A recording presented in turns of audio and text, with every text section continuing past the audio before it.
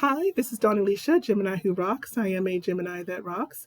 I still want to say that Peter Capaldi is the best doctor in Doctor Who, and there's a picture of me and my mom. I decided I'm going to show my cute self off in the photo this time. Today I want to talk about old movies. As you guys know, I said in a previous video, I love, love, love old movies. And one of the things I love most in the world is going to the theater to see old movies. In one of my shorts, you'll see that I posted a video of me going to see the the 35th anniversary of Teenage Mutant Ninja Turtles. I was so excited. I got to see it and I got to go ninja, go ninja, go. And I know I did a previous video about how I went to see Lord of the Rings for the 25th anniversary. Wow, I feel old. I mean, wow. So, Flashback Cinema, they also seem to have a contract with Turner Classic Movies. So, when movies have their big anniversary, they'll have them there. So this year they have a lot of new movies coming up on display, but the movie I'm excited about the most is the Maltese Falcon for their 85th anniversary. That's not till December, but I will be seated for that for sure. So yay! I do want to say I want to talk about Hitchcock. I got into Hitchcock recently in my 40s. Oh my God, I'm 40. Can you believe it? I can't believe it. And I know most people say their favorite Hitchcock movie is Psycho, but I've never seen Psycho. I don't plan on seeing Psycho. You know, the. And I know it's just like movies, but I'm like the biggest chicken in the entire world. I cannot see scary. I have vivid nightmares. To this day, I still can't really watch Michael Jackson turn into the werewolf in Thriller. I cannot, and I refuse to watch Pinocchio because when they turn to donkeys, it just freaks me out completely. I just can't. I just can't. So I do recommend if you have a chance to go to look up local cinemas and see if they're doing classic movies so you can find a movie that you love that you can watch. I'm kind of bummed they're doing North by Northwest and Matilda coming up soon, but I've seen North by Northwest in the theaters when it was having the anniversary, so I'm okay skipping it because I really wanted to see the helicopter scene in the field on the big screen, and it was so worth it. And also, we get a chance. Apparently, it's Matilda's anniversary too, so I'm hoping they'll throw that in on Fathom event so I can definitely go see it. I love watching people react to that movie on YouTube and just saying how horrible the principal is. I should read the book because I was talking to Megan about it, how she read the book but never saw the movie. And I said, oh, she's just as evil, awful in the movie as I'm sure she is evil, awful in the book. So if you get a chance, totally Matilda, totally North by Northwest. But actually, North by Northwest is not my number one Hitchcock movie. My favorite Hitchcock movie is Rear Window. That's starring James Stewart, and you'll see he's on my list a couple times with Hitchcock, Grace Kelly, as well as Thelma Ritter. Thelma Ritter pretty much steals the show in the movie. Also, she's fun in the movie called Pillow Talk with Doris Day, and she's also in the movie Daddy Long Legs with Fred Astaire. And I'm sure there's more Thelma Ritter movies where she steals the spotlight because she's that good. It's so funny in a scene in Pillow Talk, she's like a drunk in the movie and she drinks this guy under the table and he's like so drunk and she's like, you're pathetic. Normal day for me. But sidetrack. Rear Window. What I find interesting about that is that they built apartments across the way and they had to dig down in and they have these stories, the different people living there. You see a couple who likes to sleep on their patio because it's so warm because no AC. And then you have Miss Torso, who's a ballet dancer, and then Miss Lonely Heart, who's a lady who you don't know what's wrong, but she's just really sad, living a sad life. And then there's also the guy who composes music. And the guy, James Stewart's character, has a name for these characters. And he just watches them from across the way because he's bored. He was in an accident and to pass the time. And he witnesses something, but he doesn't witness it. He just suspects.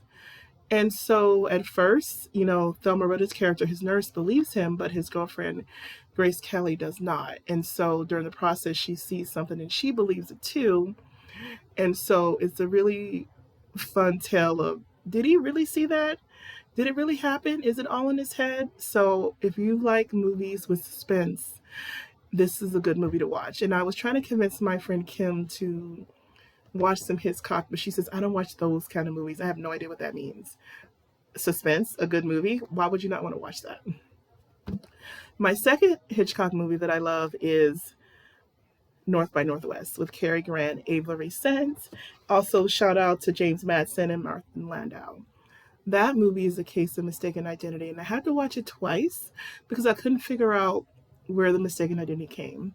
Cary Grant is really good in that, and he plays a really, really fun drunk. I love when I see actors play drunk because sometimes it's not believable, but his drunk was totally, totally believable. And it's about him racing across country, trying to clear himself and prove that he's not who they think he is. And he's just really so smart and so savvy. And you just want him to succeed and you want him to get confirmed that he's not them, who they think he is. And there's an amazing scene on top of Mount Rushmore with him and Avery Saints. So if you have a chance, I would totally recommend North by Northwest. And like I said, there's this amazing scene where they're crop dusting the fields in an airplane and them trying to kill him with an airplane. Even though it was an elaborate way to try to kill someone, a really good cinematic effect. The next movie I want to talk about is Dial M for Murder. I had my friend Martin watch it, and he called one of the characters a simp, which I thought was pretty funny. I'm like, dag, man. And he was actually rooting for the husband. And I was like, that's not right. I do want to thank Flashback Cinema because the first time I saw this movie, it was in theater and me and Megan went, and it was so, so good. And it was the first time I watched it. And sometimes I think it's fun when you see like maybe Hitchcock in the theaters and for the first time is even better. And Grace Kelly's character is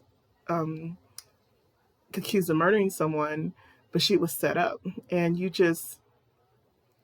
got to decide, do you believe her? Do you believe the circumstances? And do you want the husband to get away with it? Can he get away with it? Is he too smart for his own good? That's a lot of cases with criminals. They're just too smart for their own good. And that was the case with this movie. And I do want to make a shout out to the actor. His name is Ray. I think it's Millard, Millard. He is so good and so diabolical, and he is such a good bad guy. He was also a bad guy in Escape to Witch Mountain when he was a much older actor. Megan told me there's also a Hitchcock Hour show that he did. I should check that out too, because I'm a fan. I love it when a guy plays a really good villain, and he is a really good villain in this movie. And I should check out some more of his movies because I'm sure I will be impressed. But maybe I should check out when he's not a bad guy and see how I like the turn. Another movie that I like is The Man Who Knew Too Much, and that's another James Stewart. And it also stars Doris Day. I know I said it won an Oscar for Que Sera Sera that she did. That movie has this scene in the middle where they're at a musical production, and I was literally on the edge of my seat. I'm like, oh my god, because you could see her looking up in the stand and she knows something's about to happen and it's supposed to happen at a certain point of the score, and you just get the back and forth and the back and forth, and we're like, do something, stop it, prevent it. But basically they're on a trip out of another country, and then their son gets kidnapped, and it's about them trying to get their son back and trying to outsmart the bad guys and figure it out on their own, because they're told if they go to the cops, they'll never see their son again. So they don't trust the cops, they don't trust anyone, they just trust each other, and they're able to figure out what happened, which I would say it's a really fun movie. I know there was a first version with Peter Lorre, but I guess Hitchcock decided he wanted to do a remake and make it better. So there you go. The last movie I would say in my top 5 is The Birds. That has Tippy and Rob Taylor. And so that movie I got to see in the theater for the 70th anniversary. It was me, Megan, and my friend Justin was visiting. And I told him, you're going to see this with us. And so I love how when you go to Fathom events and you watch movies, they do an intro where there's someone talks and gives you a breakdown and give you little side information about the story. The one thing about The Birds that I found interesting is that Hitchcock had no music in The Birds, because he said there's no music, no score, because he wanted the noise of the birds and the suspense to speak for itself. And it totally does. I don't like the ending, but I feel that's a Hitchcock thing. that you just have to get over.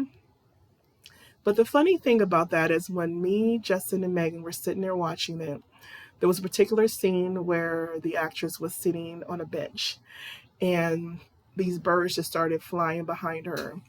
And it's so quiet because there's no score. Then all of a sudden, we hear this boom, boom, bass, bass. I'm like, oh my God, what is that? You're disturbing the movie. And it turns out that Taylor Swift was doing her Aries or Aria, whatever tour. And it was in a theater next to us. And the music was so loud, it penetrated into the birds. And so I was so mad. We later complained after the movies and they gave us like these free passes, but they only work for regular movies and I only go to the movies to go see old classic movies, so wasn't worth it. I do want to say that Victoria Veronica Cartwright is in it. And I love when I see child actors succeed. She was in Witches of Eastwick in that cherry scene that I told you about in the previous video. So it was cool that she was able to still be acting to this day. And I want to say also Jessica Tandy was in it. It was interesting to see a younger Jessica Tandy. And there was also another lady in there who was very beautiful. And it was such a good movie. So if you see The Birds, I totally recommend it. And I do want to give an honorable mention to 2 movies. There's a movie called Strangers on a Train with Robert Walker and Farley Granger. I believe that's his name. Sorry if I butcher your name, sir. And this movie is about this guy who wants to divorce his wife and marry someone else. And he meets this guy on a train who tries to say, you kill my father, I kill your wife. And he was like, dude, no, I'm good, thanks. And so he accidentally leaves his lighter behind. And then the guy, Robert Walker character, actually goes and kills the wife. And then for the whole movie, he's harassing the main character to go kill his father. And he just keeps popping up and showing up in different places. This guy is insane crazy. And there's a scene that still sticks with me when they're playing tennis. So the lead character is a tennis player who eventually wants to run for office. And so there's a scene where he's playing tennis and you'll see the whole crowd like watching the ball go back and forth that you see in most tennis matches. But the guy, Robert Walker character, is just staring straight at Guy. And so you'll see these people going like this, but you just see him looking at him. It's very, very chilling. And this is really nerve-wracking scene at the end of the movie with a Ferris wheel. So definitely check that out. And the final movie I want to mention is Rope. And now I'm kind of surprised. I saw that someone said that did bombed, but I don't know why. The movie was amazing. It was kind of like a play because it takes place in pretty much one room in one area. And that stars James Stewart again. See, I still need to watch Vertigo one day. John Dahl and Farley Granger again. And it's about these guys who try to commit the perfect murder and see if they can get away with it. And apparently it's based off of a play, which I can totally see that. They're like Dialing for Murder is based off a play. And so in this movie, these guys apparently commit the perfect murder. Then they have a dinner party and invite the parents of the person that they murdered to the dinner party. And the guy, John Dahl's character, is so diabolical. He totally reminds me of the guy from Dialing for Murder and how awful he is and how self-assured he is and how he just thinks, I'll get away with it. And like, I'm the better person. So whereas Farley Granger's character was like a nervous wreck the whole time. And then James Stewart is their teacher who figures it out. And so that's why I think people should totally watch Rope too. I don't know if there's a couple more of Hitchcock movies I've seen. Some of them are just okay to me. Maybe I'll mention them in another thing. But I did want to say hello and give you something a little bit lighter. I know I did a video about how when I was really sick, and then I talked about stories of my mom, which wasn't really dark, but I just want to give you an insight to my mind and things I like and how I love Hitchcock. I do. He's so good. I know that there's some bad stuff about him, but I feel sometimes you have to separate it, because if that's the case, you're just not going to like pretty much anything. So I hope you guys have a great day and let me know what your favorite Hitchcock is, what your least favorite Hitchcock is. Did you watch Hitchcock? Who introduced you? So I hope you guys have a wonderful, wonderful day, and I will talk to you soon. Bye.